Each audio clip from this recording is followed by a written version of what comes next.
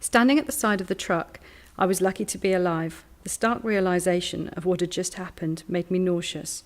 All the moisture had left my mouth. I was shivering, even in the 30-degree heat of the day. Someone behind me was vomiting. It was the summer of '91. Bryan Adams was at number 1 in the charts, and I was working on a game reserve in Botswana.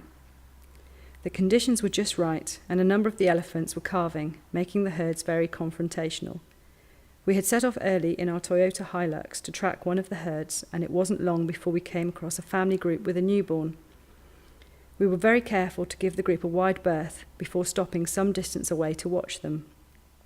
There was a deafening trumpet. One of the matriarchs was startled, and lowering her head, with ears forward, she charged. The elephant came towards us broadside on, and I braced myself for the impact. However, Ed, who was in the driving seat, had the composure to start the engine and put his foot down on the accelerator. We sped forward, only to get stuck in a sandbar.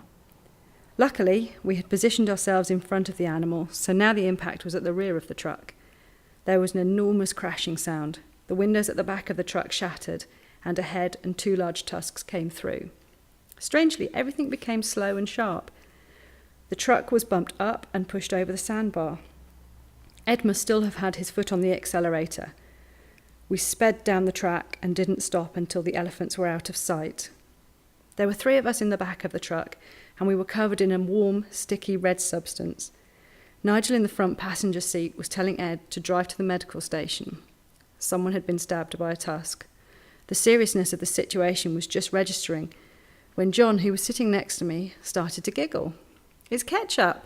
We're all covered in ketchup!" It was true. We'd picked up supplies the previous night, and they were still in the back of the truck. The elephant had pierced the box containing the tomato sauce. We composed ourselves, patched up the truck, and went home for tea. Luckily, we'd bought more than 1 bottle of ketchup.